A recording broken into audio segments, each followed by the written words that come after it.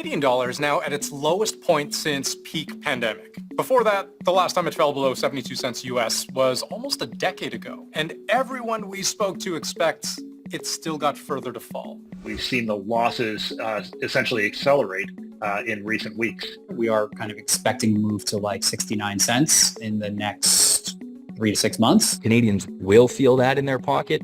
Now look, maybe you're thinking, I have no plans to travel to the US. Why do I care? But even if you never leave your neighborhood, the exchange rate absolutely affects you. So let's go through how, starting with how the dollar fell so low in the first place. There are a few things that go into how the value of a currency is determined, but at its core, it's about supply and demand. If people or businesses around the world want to buy products, stocks, or real estate from a country, they typically need that country's currency to do so.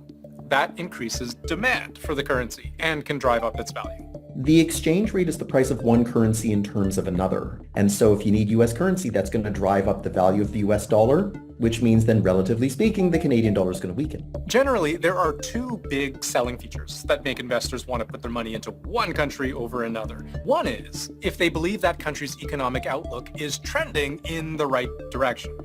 If the American economy is doing well, you might buy American stocks, right? And right now, there's a pretty big difference between the Canadian and American economies. One of the stark divergences we see in Canada versus the US is, number one, the economies are moving in two different ways. For example, the unemployment rate in the US is about 4%.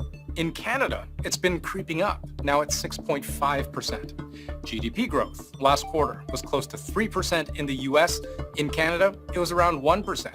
And the debt-to-income ratio in the United States, that's how much of your gross monthly income goes to paying debt, is around 100%. In Canada, it's 180%. Yes, that means more debt than income.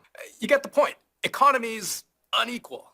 But the other big reason investors might want to put money into a particular country is when it's got high interest rates. If like an international investor has money to invest in either Canada or US, all else equal, they'll gravitate to where the interest is higher because they earn more. And so that's unquestionably at this point in the United States. Canada has been cutting rates over and over again since the summer, trying to kickstart a stalling economy. Meanwhile, in the US, with a much stronger economy, their rates haven't moved as much. So far, they've only cut 0.75 of a percentage point off their policy rate to Canada's 1.25 percentage point. Well, we don't have to move in lockstep with each other. We tend to, but on this particular occasion, we haven't. Now, there were signs that the U.S. was going to start cutting interest rates more aggressively too, which would, in theory, help take some pressure off the Canadian dollar. But just a few weeks ago, the entire economic landscape changed. President-elect Donald Trump has a very different economic plan than Joe Biden. He's promised to slash taxes, deregulate, boost spending, and put in some pretty hefty tariffs. All of that has markets predicting a boost in growth. The market's reaction to Donald Trump's victory has been pretty dramatic. The loonie, like just about every other currency, was down against the US dollar. What his platform was is very nationalistic, pro-growth, pro-US growth. And so that's the type of thing then that's going to make people want to put their money into US shares and into US investments. And so in order to do that, you need US currency. And this new reality prompted the head of the Federal Reserve to signal that US interest rates may stay higher for longer than anticipated, meaning that gap between Canadian and American interest rates is now expected to widen even more, sending the Canadian dollar even lower. The US dollar is uniquely strong right now because just 2 months ago we were pricing in rapid US rate cuts, and now the market has turned around and said maybe they'll only cut a half point, 3/4 of a point over the next year, whereas Canada might cut by a half point next month. All of that is accelerating what we're seeing in the currency markets and helping to drive the loonie lower. If you're a Canadian planning to travel to the US over the next little while, you are certainly going to feel the pinch. Say, for example, you're budgeting $200 Canadian a night for a hotel. At 71 cents on the dollar, that's only $142 US, which could be the difference between a 3-star hotel and a 2-star hotel. So you can imagine at least some Canadians are thinking twice about their trips down south this winter. There's an entire set of the population that does not hang around in Canada during the winter. They might find that it's a lot more difficult to go to the US. Going to visit a major US city or going to Florida in the winter is just going to be painfully expensive. But a weak Canadian dollar can also have much bigger impacts at home. Impacts that are also much trickier to avoid. So anybody walking around with an iPhone right now, or anybody who's buying fruits and vegetables at the local grocery store, is probably importing it from the US. Next time you buy a book in Canada, take a look at the back, and often the price you'll see is in both Canadian and US dollars. It's a pretty good reminder of just how much more Canadians pay for the exact same product. My producer bought this book a few years ago when the dollar was in a better place. There's about a 26% difference between the US and Canadian prices. But if you bought a brand new book published today with the Canadian dollar at about 71 cents US, you could be paying around 40% more. Now, extrapolate that out to everything Canada imports from the US, which is hundreds of billions of dollars worth of goods each year, and you can start to see how hard it becomes to escape the impact. And so you could find that all of a sudden the food prices, technology prices, or anything that you're buying from the US has now gone up in Canadian dollar terms. But it's the impact on businesses, especially smaller businesses, that worries the economists that we spoke to most. Say your family runs a corner store in Hamilton, and a few years ago, you budgeted around $5 a pint to import California strawberries. But as the dollar's gotten weaker and weaker, you're now paying the equivalent of about $6 a pint. So what do? Well, you could pass the extra cost onto the consumer by raising prices. The problem with that is if you jack up your prices, you could risk losing your customers to big box grocers like Loblaws or Sobeys, because those big box grocers can usually prepare for these kinds of fluctuations. They've got bigger supply networks, so maybe they import from Chile instead of California.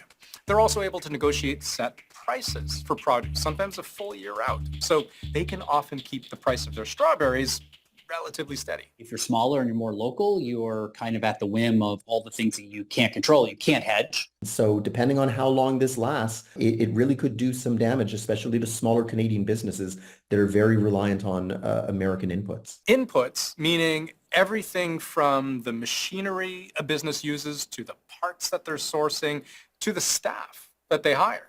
So just think about all the North American sports leagues that have a team in Canada. All of their revenue from ticket sales, sponsorships, broadcast rights, they get all of that in Canadian dollars, but they pay their athletes in American dollars.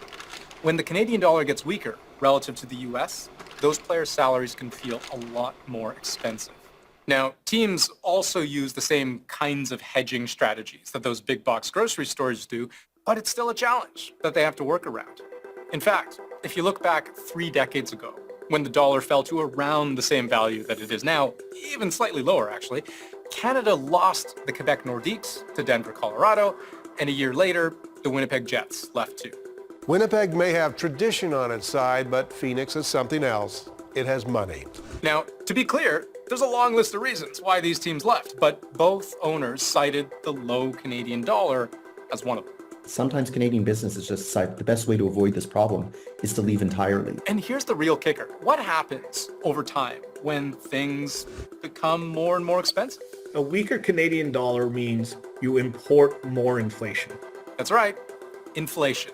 Something we're already starting to see sneaking its way back into our lives. Canadians having just gotten over inflation, starting to reckon with cost of living affordability issues, might find that these things start to creep back again. And it might actually force the Bank of Canada to slow down the interest rate cuts, pause the interest rate cuts, or worst case scenario, even start increasing interest rates again to try and keep inflation from rearing its head again. So we talked about how Canadians might want to start postponing their American road trips. Well, the flip side is also true. If you're an American, it's a great time to come to Canada.